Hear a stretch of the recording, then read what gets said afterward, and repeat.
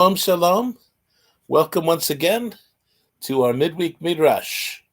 We thank you so much for joining us. We've got another couple of weeks to conclude this great chapter that I always have behind me there, Beit Tefillah, the house of prayer for all peoples, and it's from Isaiah 56, and we're narrowing down the remaining verses of that. And after we finish this, we're going to go right back into the nuts and bolts of the psalmist and the psalter, and we're going to do a few more interesting things with Herman Quinones, who will once again be joining us. I'm just getting this all ready, steady, ready.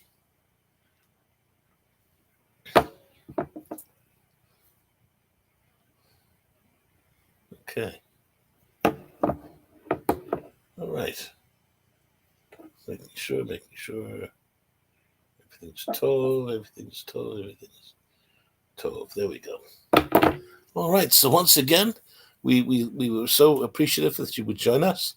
Whether you're watching us live, or you can throw some chats our way, or whether you watch us in your convenience, we're happy to host and to broadcast these teachings. They come from the heart, they come from the mind, they come from our willingness to serve. No greater title can be ours than Evet, which is a servant.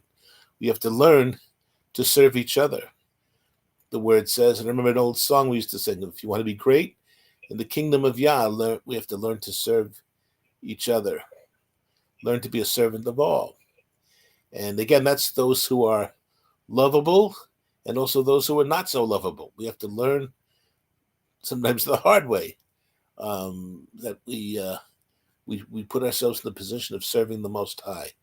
And when we tackle a chapter that's as beautiful and as encompassing as Isaiah 56, we get a really good picture of the mindset of Messiah, the mindset of Yah, the Father, and it's great, and it's such a humbling honor to make these presentations to you, and we're very thankful. And we will be, doing a quick review before we go straight ahead, and we are just about on verse 7 and verse 8 tonight, which conclude the portion about Yah being extending his salvation for the goyim, for the ethnos, for the ethnic groups, for the Gentiles, for those of the nations of Israel that have been scattered to the wind, and they're being called back in, the sons of the foreigner, and even the eunuchs. The door is open. So we'll start with we're going to go into verse 7, and then after that, verse 9 to 12, we're going to see the prophecy concerning Israel's irresponsible leadership going on. And it goes right into the next chapter, which deals with idolatry. So whereas Yah is extending the olive branch to the rest of the world, Israel, the apple of his eye, is wayward and doing all kinds of irresponsible things. So we need to be grateful that Yah has extended this love and compassion, also for forgiveness. He longs for his people to return, to make aliyah, to make teshuvah, to go up to where Yah is, to extend our attention to him as he teaches and instructs us. So once again, we're very thankful that you're joining us, and I would like to ask our good friend Patricia, if you would please say an opening prayer for us this evening. Okay, yes. Our Father, in the name of Yeshua, we thank you and praise you for who you are, Father. And we give you thanks that we could come to you this Wednesday night and open up your word. And Father, I ask you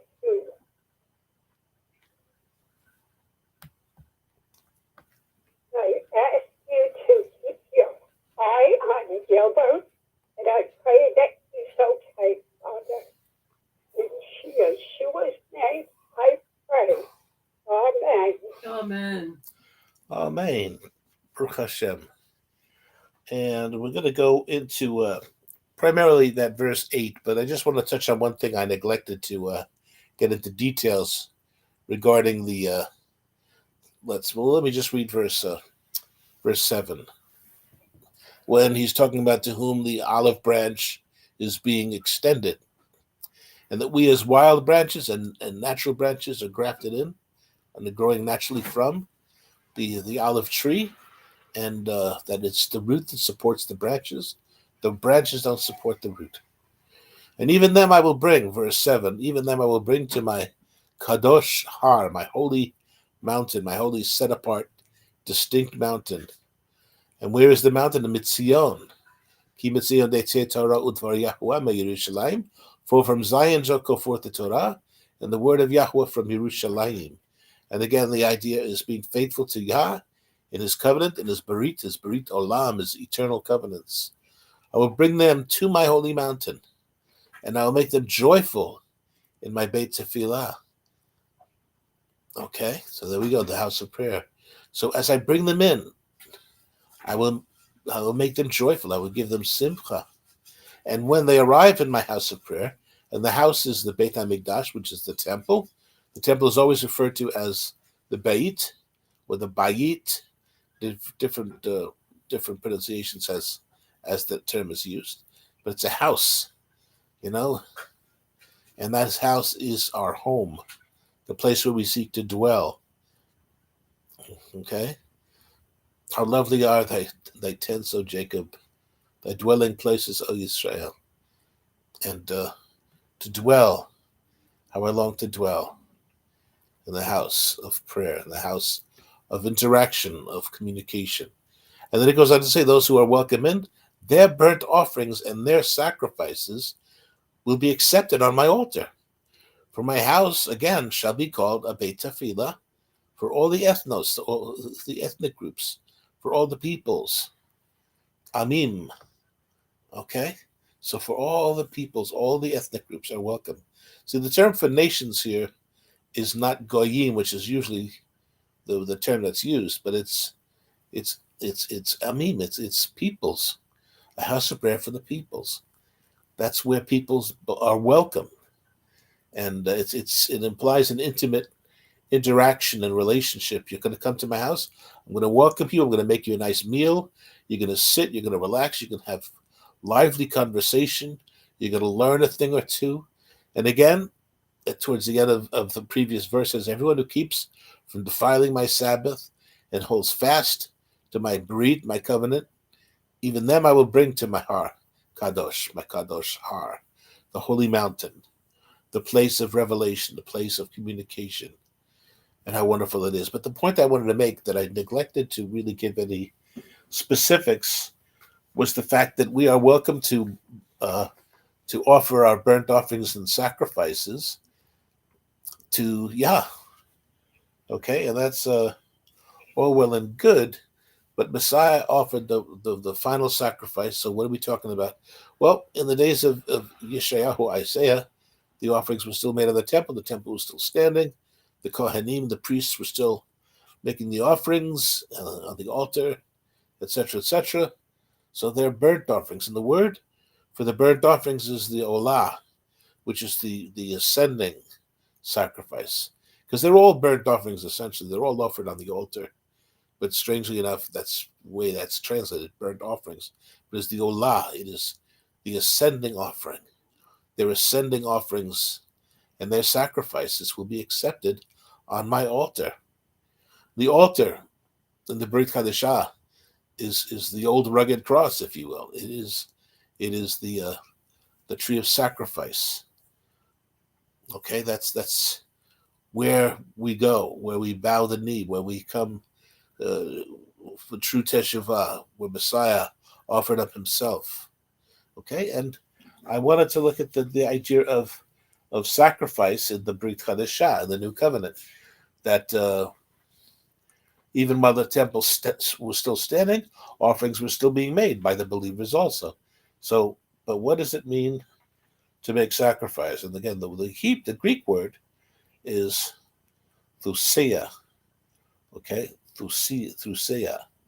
And I'm going to read a few verses with regards to that term being used. Okay, I beseech you, therefore, brethren, by the mercies, the rachamim of Elohim, okay, that you present your bodies a living sacrifice. So you present your bodies a living sacrifice. And a similar expression is used elsewhere where it says, study and show yourself approved. The word of study is not really there. It's not really even implied. It's the idea, have the confidence to present yourself to Yah. So here again, to present yourself is to be there in person. You don't do a quick little text. You don't do a quick little, hi, how you doing? Smiley face, thumbs up. No. You present yourself. It's like in the army, you're on the line. You present yourselves. You present your arms. You stand there, and you await further orders. And you need to bring any pictures of the military into this necessarily, but you get the idea that we are called upon, we're summoned to present ourselves. Even as Yah presents himself to us. Whenever you see the word, the presence of the Most High, the term for the presence is the faces. Panaim, a plural, presents his face to you. So he's not shy about doing that. He doesn't hide. He has no reason to be fearful or reluctant to present himself to his children. So whenever we see the term, the presence of Yah, it is the faces of Yah, okay? So in the same respect, we present our bodies as a living offering, as a living sacrifice, kadosh, holy and set apart, and acceptable to Elohim, which is your reasonable service. And I always look at that reasonable service as your minimal requirement. It's reasonable to ask this of you, to present your bodies. You are a sacrifice. We live a sacrificial life in that we no longer go, well, I make this statement, hopefully that you will kind of agree to one extent or another. We don't go and do the same levels of debauchery or foolishness or violence. We don't do the old shtick. Even as Rav Shaul says, and such were some of you. And he has this whole list, this whole litany of characteristics which are not good, which need to be phased out, need to be exorcised from you, in essence, okay? So we present ourselves completely, a complete living sacrifice. In order to be living sacrifice, you need to be fully intact. In him we live, we move, and we have our being. We have to be completely intact in order to be alive, okay? And let me go to Philippians for a couple of verses, chapter 2, verse 7. And again, this is Rav Shaul, the Apostle Paul speaking, the Shaliach. Yes, and if I am being poured out as a drink offering on the sacrifice of your faith, I am glad and rejoice with you all. So he sees himself as being poured out. And he says this in 2 Timothy also, as he nears the end of his life, he's being poured out. He's a vessel, a holy vessel, pouring out his contents, pouring out that which is valuable, that which is served. It's like we're a drinking vessel. We pour out of ourselves. And Yah pours out his ruach to those who are willing vessels and receptacles. So it's an exchange of the full giving. The full giving. It's not like when you're counting beans and you can actually put them on a counter and count them. Okay, here's groups of 10. When you're pouring a liquid or pouring the ruach, there is no quantifiable amount, right?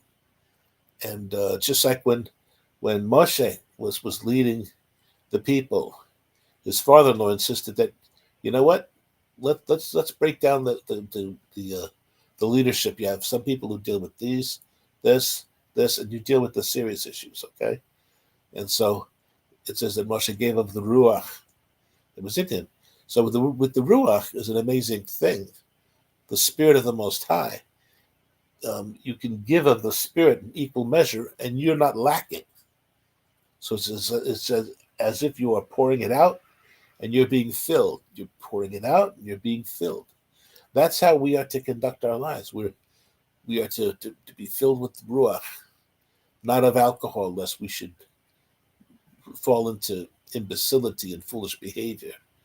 Be not filled with which leads to drunkenness, right? Where your mind is unstable and you're unable to think clearly. Whereas the ruach gives us the ability to put on the mind of Messiah and to focus on the things of the ruach, which are the things of Elohim, of the Most High. So it puts us in a different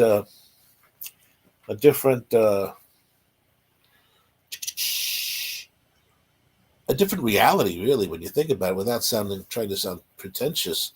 That if you're truly a faithful believer,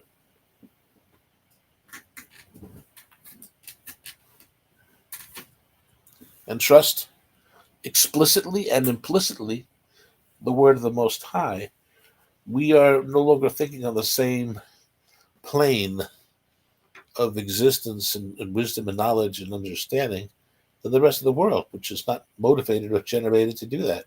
But by the Ruach, which is poured out upon all flesh, all different peoples, all the ethnos have access to this if they walk with him. If they walk with him in faith and in covenant. Okay, and Philippians 4:18 says, "Indeed, I have all and abound. I am full, having received Epaphroditus, the things sent from you, a sweet-smelling aroma, an acceptable sacrifice, well-pleasing to Elohim." So again, these are new covenant equivalents of sacrifices. When we give to somebody's needs, this is a sacrifice. The praise of our lips is a sacrifice. It's something that we voluntarily give, that we give completely. We don't lend. We don't borrow. We don't lend. We are given and we give. As we are given, we give. I had a message a few Sabbaths ago about the idea of we witness the reality and then we bear witness of it. We then we siphon it, right? We give it to others, and we don't lose anything in the return. It's not like we lack anything. Just like those who served Messiah. Kepha said, "Look, Messiah, we gave up families to serve and to follow you." And Messiah says, "Hold back there. There's nothing you have given that you're not going to be rewarded by." So we never empty ourselves fully. That's comes an oxymoron. Empty fully. We don't fully empty ourselves. Well, that's a little strange image to think of, but as we are giving, Yah takes note of this because he is always giving. Notein HaTorah. He's the giver of the Torah. He's Notein Shabbat, Notein HaBerit. He's the giver, the initiator of all things. He's the initiator of grace, of Chen. It's not of us, lest we should boast. Nothing of this originates within us. It's all externally offered to us to receive internally and to adapt and to grow from these things. Okay? So again, the offerings that met Paul's needs here. So let's just think of this. Paul has been, he has needs. He has kind of isolated a little bit. I have all, and I abound. Why is that? In fact, I am full because I received the things that you sent to me. And it's like a sweet aroma. It's a sacrifice, which is well-pleasing to Elohim.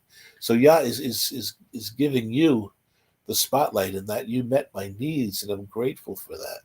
And I am abounding because I have every reason to boast about you in your giving, and it gives me simcha, because it also gives the eternal Yah simcha. The book of the Ivrim, Hebrews 13:15 and 16, says, "Therefore by him let us continually offer the sacrifice of praise." Okay? Remember the Todah sacrifice. We talked about the 7 types of praise, the different forms of praise. One is Todah. It's a thank offering. So we give him Todah. Hodu leYahuwah ki tov, ki le'olam hasdo. Give thanks to Yahweh for his good, his mercy endures forever. Thank you, Father. Therefore, by him let us continually offer sacrifice of praise to Elohim. Sacrifice of praise continually. In everything give thanks. Pray without ceasing. So these are things that are continuous actions. We continue to do so, just like we are continually to knock at the door. We're continuing to seek and so on. So these are all continuous actions. It's not something that you do and check off your to-do list. Therefore, by him let us continually offer the sacrifice of praise to Elohim, that is the fruit of our lips, giving thanks to Todah Rabbah, to his name. But do not forget to do tov, to do good, and to share with such sacrifices Elohim is well pleased. So when we share, again, those are sacrifices that Elohim is well pleased, pleasing to Elohim. So we want to please him. We want him to get nachas and simcha from us. And it's tov to consider these things. It's very tov. So I wanted to offer one more in Shimon Kifa Aleph, 1 Peter 2:15. And you also, as living stones, are being built up a spiritual house. So that's the Beit Tefillah, a house of prayer for all the peoples. Okay? We're all living stones that comprise this building. We're all bricks that build this house. Another brick in the wall, in the good sense, of being built up a spiritual house, a kadosh, holy, set apart priesthood, okay, to offer up spiritual sacrifices acceptable to Elohim through Yeshua the Messiah. So again, all these offerings have to be acceptable. In other words, that are, if somebody is allergic to something, you don't give them that, even though it might be convenient for you to do so. You give them something that is going to meet their needs, just like Paul. Epaphroditus offered from his specific community of faith of something that Paul could use. Whether it was, we see that he asks Timothy in his letters that he'd like the scriptures, the parchments, and a cloak, and things that are useful. So when we serve Yah, when we offer the sacrifices of praise, we give him, again, something that he does not naturally have. He does not have that from us. We have to give it to him. He can't force it to us. It would be ridiculous for him to have to beg and plead for our ability to serve him. I might have read this one last week, Isaiah 11, verse 16. Again, Yah accepts the praises of those who are from beyond the natural borders of Israel. He looks for the sons of the foreigner and even the eunuch, those who are normally not welcome within societal norms, in the way that most people consider these things. Instead of, just like when Messiah was invited by one of the high Pharisees to come and eat with him, he then goes on to tell this Parush that the next time he has a thing, invite the lame, invite those who you would normally not do, because they would be so grateful, rather than just your pals who are all hypercritical on how everything. Oh, I wouldn't have served that with this. I would have, and that wine, it's a little off, and I don't like that you invited, Shmuel, when you know that we don't get along. No, nonsense. If you're going to do something and invite people, invite those that you would not normally consider on the wish list. So, again, Messiah is mindful of this. And in Yochanan 10, verse 16, he says, "Another sheep I have that are not of this fold. Them also I must bring, and they will hear my voice, and there will be one flock and one shepherd." One shepherd.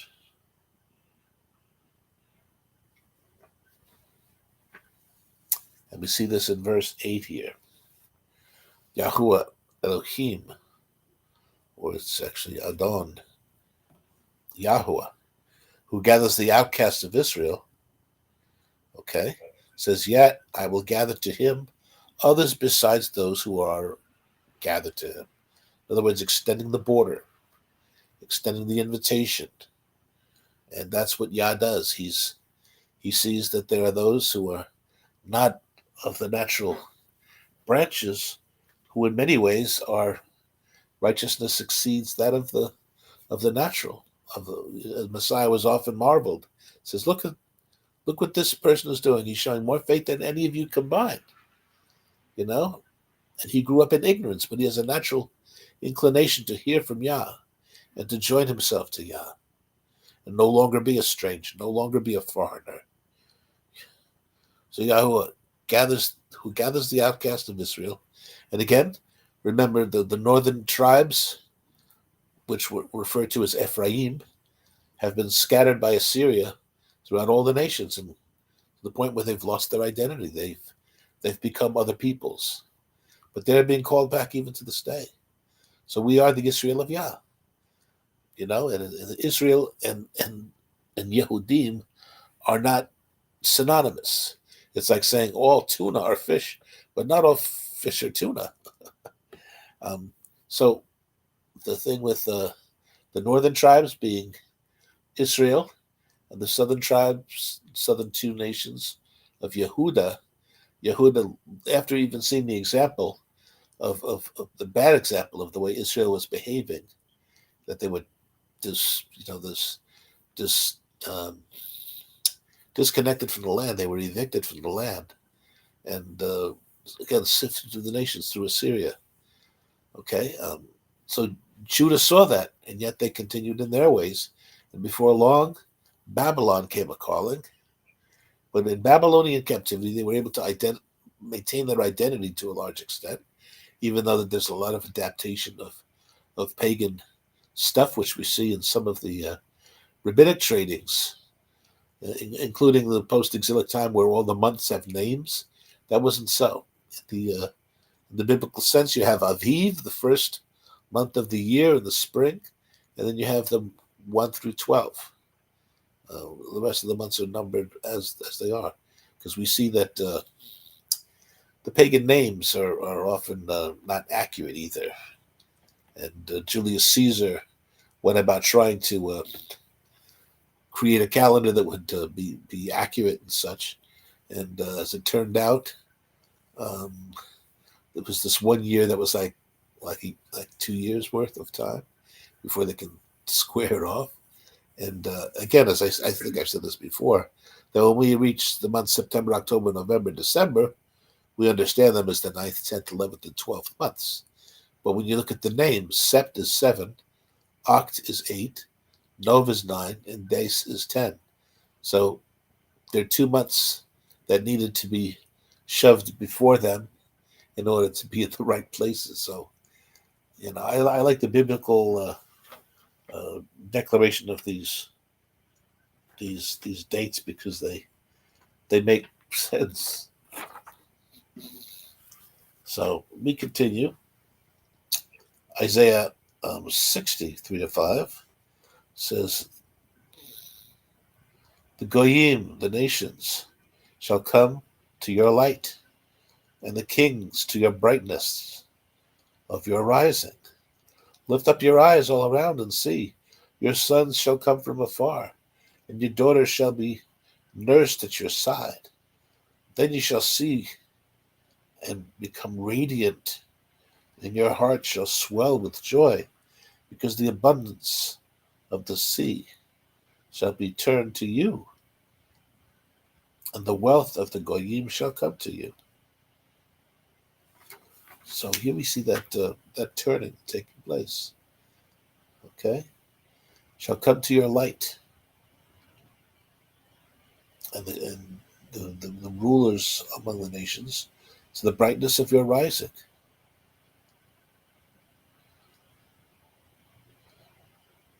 And again, you shall be radiant. So there's a lot of brightness. Let your light so shine before men that they may see your good works and give thanks and praise to your Father in heaven. So our actions are essential for our standing in the presence of Yah. It's very told, it's very appropriate, and it's evidential. We don't have to guess about it. It's evidential. The proof is there. Proof is in the pudding. Well, this time of the year, the proof is in the Hamantash. We see in Colossians 1:21, and you who were once alienated and enemies in your mind by wicked works, yet now he has reconciled. He has reconciled. So we were once alienated and enemies in our minds by our actions, our thoughts and our actions. And in many of these cases, it's talking about those Israelite nations that have been scattered. And through our wickedness, we've been cast to the wind, cut off. We became enemies. Hard to believe that, isn't it? That we would make ourselves enemies of our loving Father. Because we just don't see eye to eye, even though we were destined to be the eye, the apple of the eye. Okay? Yet now he has reconciled. Now he has reconciled. And again, we see this with regards to the natural branches that were cut off to make room for those who would be joined, although they were wild branches, but through their faith, they found a safe haven. They were home. They were where they needed to be. Because the abundance of the sea shall be turned to you. And that is through trade and abundance of wealth being exchanged for goods and so on. It's beautiful. Okay. Acts 15, verse 13. And after they had become silent, Yaakov answered and said, men and brethren, listen to me.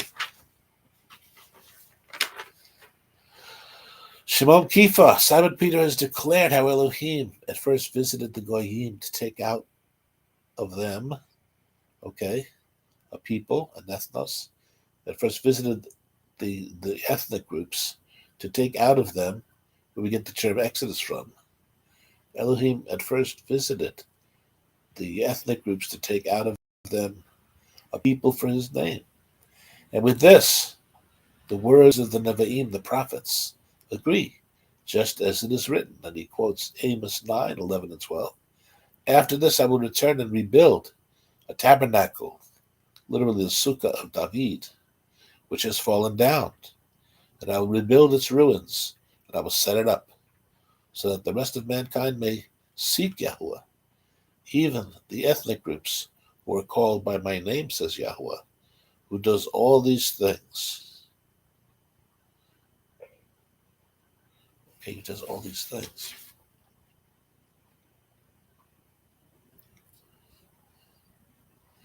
So the rest of mankind, these are done. We rebuild, and I will set it up, so that the rest of mankind may seek Yahuwah, even the ethnic groups, the Goyim, were called by my name. So we are called by his name. Just as the Yehudim are literally called by his name. If you look at Yud He Vav He, and you put a Dalit in there towards the end, Yud He Vav, Dalit He, okay? So you get Yahuwah and Yahudah.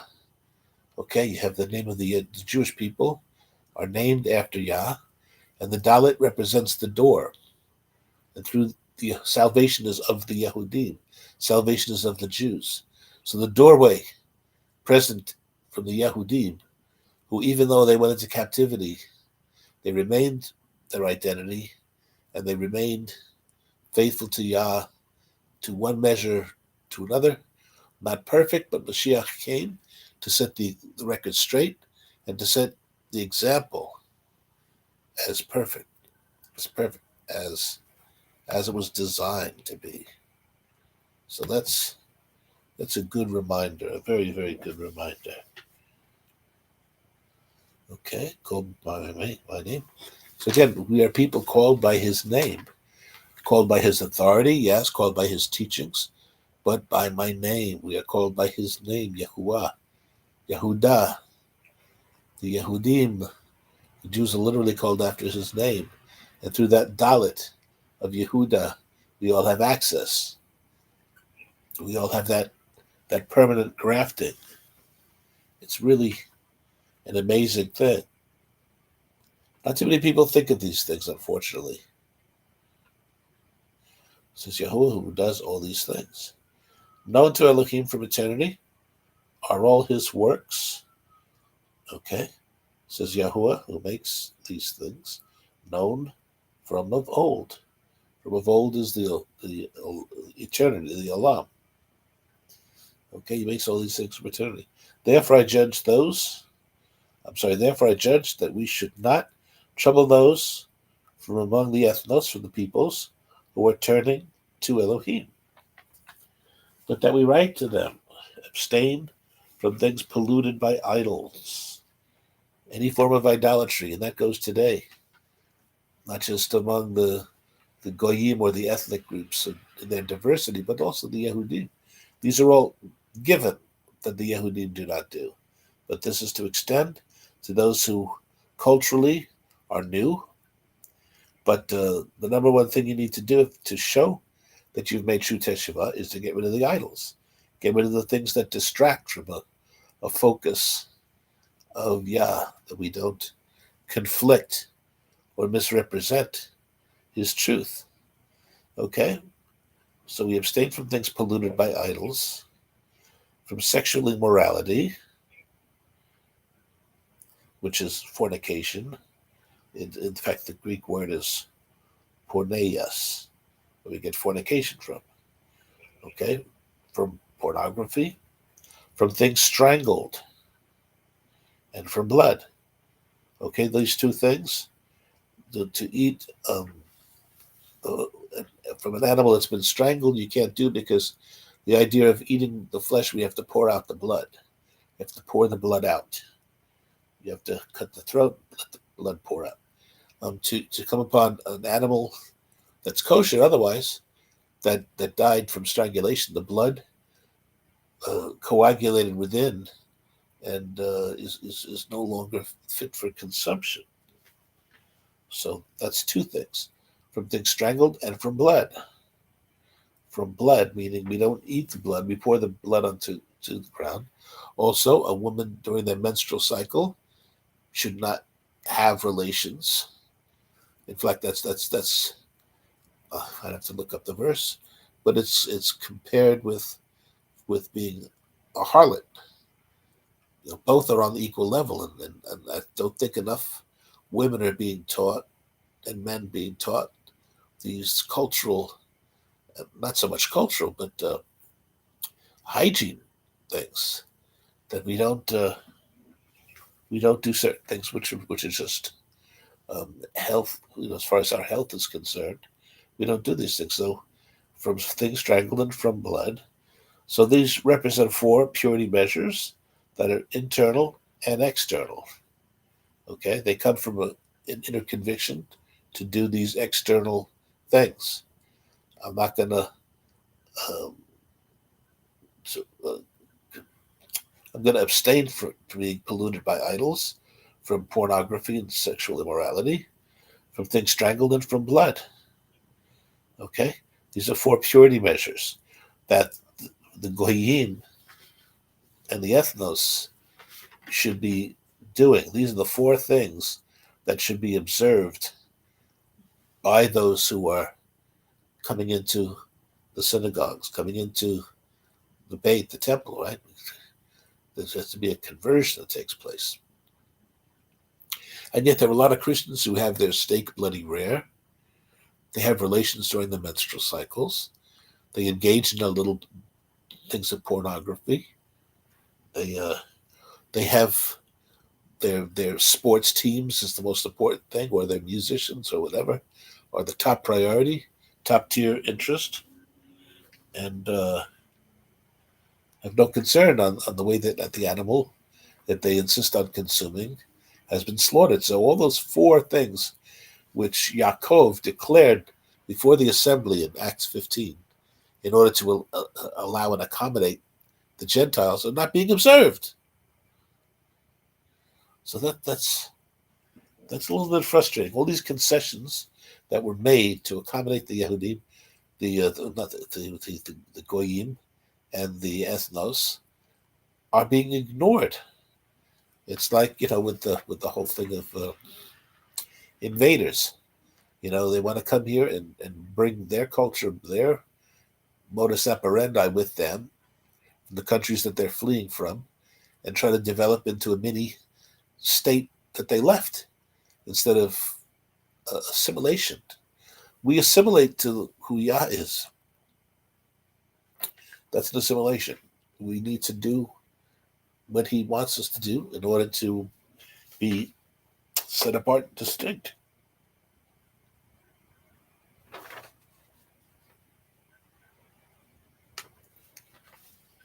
So just think about that. So these four purity measures, which can be observed, and I made a note here, it says that can be observed by a seismic shift in our behavior, which gives evidence, of our full conversion as a new creation in Messiah. And that's the Hine factor. Behold, I. Isaiah says, behold, here am I. Here am I. Hine. Hine nu means here we are. Hine means behold, which is given many times in the scriptures where Messiah says, see, or behold, or check it out in the vernacular. It means that there's evidence coming up to confirm the point that's trying to be made in an attempt of our presentation. Okay? And then it continues to say, for Moshe has had throughout many generations those who preach him in every city, being read in the synagogues every Sabbath. And the root of the synagogue is to gather together, to be echad, to be a people. Okay? So by this time, throughout the lands, there are synagogues in all the cities, in all the places where Paul ministered. The only city that we get with him was not a literal synagogue, was in Philippi, in which there was a place of ritual washing that they went to instead, where they got to meet some influential women and some additional people, and they met from house to house in most of these places. So the synagogue has been something developed during the time in exile. So Yehudim, the Jewish people, those are the southern kingdom. Besides having their temple destroyed and the bloodshed and all this other stuff, there was an opportunity for them to learn and to teach and develop their ideas and such. And we have all these Jewish things coming up, many of which are Tov. The Talmudic, the most reliable Talmud is not the Jerusalem Talmud, but rather the Babylonian Talmud. So Babylon, and it's believed that that's where the wise men came from Babylon to Persia area. It might very well have been Yehudim who did not make the trip back to Jerusalem, because a lot of the Yehudim who returned to the land during the time of Ezra and Nehemiah to rebuild the temple, to rebuild Jerusalem, that was hard work. Even today, from 1948 and then again in 1967, the majority of Yehudim are not in the land because it's a harder life. There's a connection with you and the land, which is not replicated anywhere else on the earth. And so to go to Jerusalem and rebuild a wall, rebuild a temple, rebuild this, thank you, no thank you. I'm comfortable in Babylon. And it's believed that a lot of the Yehudim stayed in Egypt also. They got used to their their leeks and their onions, and they stayed where they were. They stayed put. Whereas there were many Egyptians who decided to take the journey with the Israelites. So whenever there's work to be done, there's going to be not 100% in attendance of the work that needs to be done. And that includes the spreading of Habesarah, the preaching of the gospel, the Great Commission that has been given to mankind. Well, it was given to the Talmudim initially, who became the Shlachim, but in their teaching, it's always an outward radiation of the, using the illustration of throwing a stone into a pond. You see the place of entry, and then you see the outward rings radiating outwards to the farthest shores. That's how Habesarah Tov was to be shared, and that there was a commission, we're commissioned to do this. Again, the military idea that we've been given our marching orders to follow in the footsteps of these great pioneers, these great advocates of the faith that was once delivered.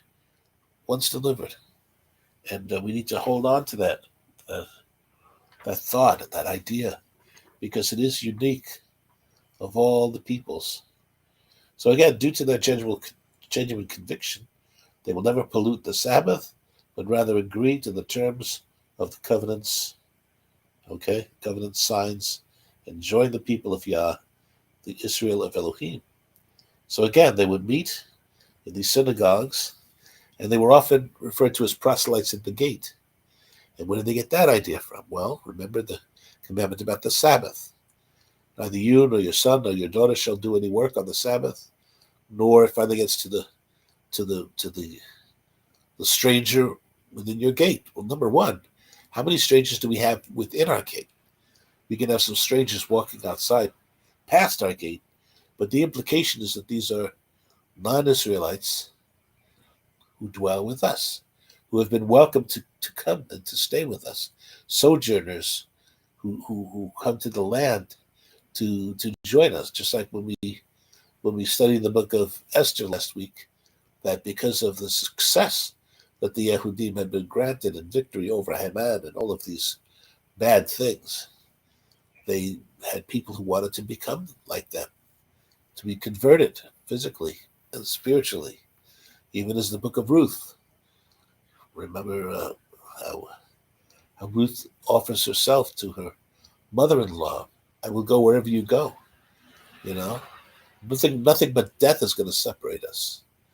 Your people are my people. Your Elohim is my Elohim.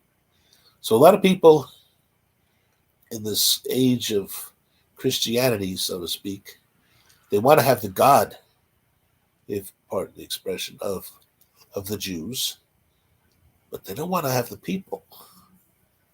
They want to have their own classification of people. And most often these are people who are not Torah-centered, not Shabbat-centered, not Berit-centered, covenant-centered. And so we wind up with this mishmash. We wind up with this inconsistency. And yeah, it could be stated that we could be an inconsistent group of people. But the reality is that that's not acceptable. Just like when Messiah said, the spirit's willing, but the flesh is weak. That was not an acknowledgement that these things cannot be changed. They cannot be altered. You're always going to be a little slow on the draw. No, we need to learn. We need to adapt. That's the great thing with humanity, is our ability to adapt. Look at the diversity of the environments that we not only live in, but we thrive under these conditions. In the United States, you have people down in Florida, nice and warm most of the year. You have people up in Minnesota, where they have these really cold, snowy winters. They love it there. Wherever we're able to adapt to, and we could just like adapting to Torah, we do it, and say v'nishma, we will do and we will understand. The doing sometimes precipitates the full understanding of why we do it, and we come to understand. Oh yeah, I'm experiencing this, and it's great. Just like when we make the adaptation of Shabbat, we realize that this is an important day that is set apart, that is distinct, that is offered from the one who is most distinct and separate from the rest of creation. The creator is not like the creation, but the creation is like the creator because it has his fingerprints on them. And so we're told that we must walk even as Messiah walked.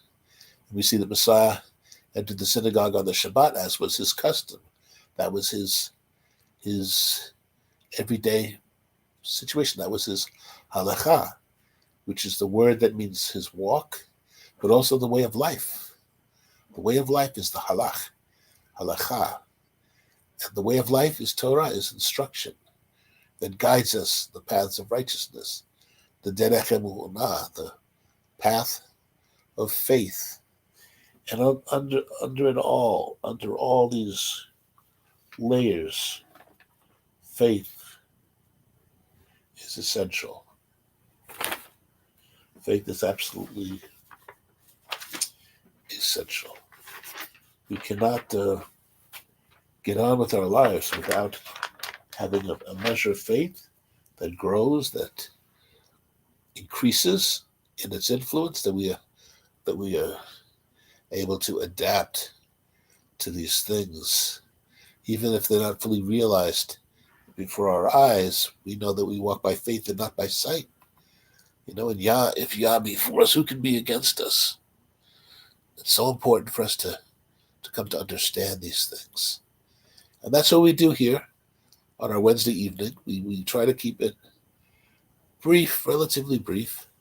Within an hour's time, we try to do this teaching. And we finished this portion. And next week might be the last week in this teaching. We'll see. But again, we see the contrast of those who grafted on. Yet I will gather to him others besides those who are gathered to him. Okay? Adonai Yahuwah, who gathers the outcasts of Israel, calling them back. And that's the great exodus they were waiting for. It's a slow, drip by drip by drip. There are people around the world who are saying, you know what, why don't I start celebrating the presence of Yah on the Shabbat, which is what he requires. It's the one mandated day of the week that we are to assemble. And that day is also referred to as an oath, as a covenant sign between us and our Creator. Above all, my Sabbaths you shall keep, you shall shamar, for they are a sign between me and you throughout your generations, that you may know that I am Yahuwah. I am the one who sanctifies you. I am the one who makes you kadosh, makes you holy and set apart and distinct, puts you on my wavelength, just like this portion in Acts 15. It says, look, the Gentiles have all this time to learn because Moshe is taught throughout the land. So don't put too much on them too soon.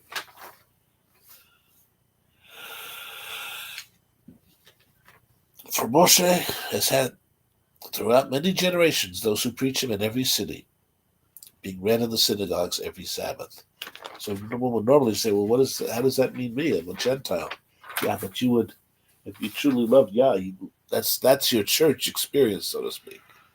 You didn't have churches back then. You had synagogues, and you had home to home you would meet. But the synagogue became such an important element in the life of the Yehudim and all peoples, because rather than making the schlep to Jerusalem 3 times a year, wherever you are, you have a place of worship, a place of study, and the development of yeshiva, which are the teaching centers in which you sit down at the feet of your teacher to learn the ways of Yah. So, again, the stranger within your gate, will learn from you. Because the stranger has been drawn to you because you are a unique person. You are a follower of Yah, the great Yahuwah, Elohim of all that's ever been. He's distinct, and he makes a distinct people, a peculiar people. And many people are drawn to that. A lot of people see that there's solutions there. In fact, the fact that they were ritually cleaned and washed regularly made them suspect among the many European countries that were subject to fleas and diseases. So they suspected the Jews of basically being aliens from outer space. Because hey, how come you don't smell like that? How come you don't stink? How come you're never sick? So rather than saying, hey, let me become a proselyte at your gate and learn your ways, I'm going to destroy your gate and burn your house down. So that's the way of mankind. Unregenerate man seeks to conquer and destroy and uproot that which is foreign to him, that which is not comfortable in his kishkas. So a lot of people, when they think of this messianic faith that we're trying to teach here, well, that's not what I didn't learn that stuff in all my years at church. Well, that's shame on that church. We need to know who we are as a people, as distinct individuals. But we are a people, a group of people, and we need to make sure that connection with others is clear, to be part of the them, not the me, but be part of them, be part of the body. One Lord, one faith, one baptism, one body, one bread, if you will. And we all become part of that. We're all part of that holy house, the MIDweek, the house of prayer for all peoples to come together in love and in faithfulness and with the opportunity of personal growth. You know, we have all these psychologists making tons of money. We have all these people who are making these $1,000 speaker gigs talking about what you need to do to unleash the inner you, the power, the strength, the idea. You too can do this, but you got to buy my book. Or rather, my books. No, that book's no good. You have to read the first 8 of them. So that's my 9th book. You know, it's a money making thing to find your place in the universe. Everyone's striving for that. But Yah is offering it freely. All it's going to take is your life. Offer ourselves as a living sacrifice, which is our reasonable duty. We offer up ourselves completely. And once you give of your life, you can't go get it back. You can't go sifting through the ashes to reclaim it. No, you've offered that. It's done. You're a new creation of Messiah. You're like the phoenix rising from the ashes of what you were once. As Paul said, such were some of you. After making this long laundry list of ne'er-do-wells, you were one of them, buddy. You were one of them. But to be strong in Yah, be encouraged, and comfort each other with these words. And again, I thank you for checking us out, for being with us on these Wednesday evenings. And we also, again, invite you to join us on the Sabbath morning at 11 a.m. We got a very interesting subject this week. I'm still working on it. It's good. It's historical. We're going to have a little history lesson and in the course of this thing. But also it's dealing with prophecy, and which makes a lot of people uncomfortable. But so be it. So again, we thank you so much for joining us, and we thank you. And please let other people know about this study that we're doing here, both Wednesdays and the Sabbath. We'd certainly appreciate that. And we're not asking for any shekels. We're asking for your friendship, and we're thanking you in advance for the opportunity to serve you. And when we chat live, you could let us know if there's any subject matter that you feel hasn't really been broached by your congregation. And again, we like I said, I'm a traffic cop here with the whistle, and I'm helping to direct the traffic. I'm not here to do anything but serve, And the best thing you can do is check us out and let others know about that. Essentially, doing our work for us. I'm not able to get out much, so you're doing, brother, a good turn. So we thank you so much for joining us. We're very grateful. and we express our gratitude in our service. So, Abba, we thank you once again for all those who were intended to watch this broadcast, who were patient enough to watch this creature in this scenario, such as we have, and to judge us not by sight, but by faith. We walk by faith. We hear by faith. If somebody has something good to say, doesn't matter whether they're wearing a tuxedo in this vast hall of thousands of people, or whether it's somebody sitting on the other side of a table, sharing a bagel. So we thank you, Father, for meeting our needs always. We thank you, and we praise you. And again, I thank you so much, Mishpacha, family, and Chavarim. And we say to you, Shalom, Shalom. We say Laila Tov, Ulahitraot.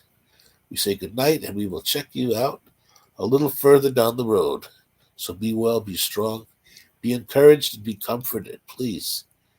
Yah is with us, and if He's with us, who could dare be on the other side of that fence? So again, we say, Shalom, Shalom. Bye-bye for now.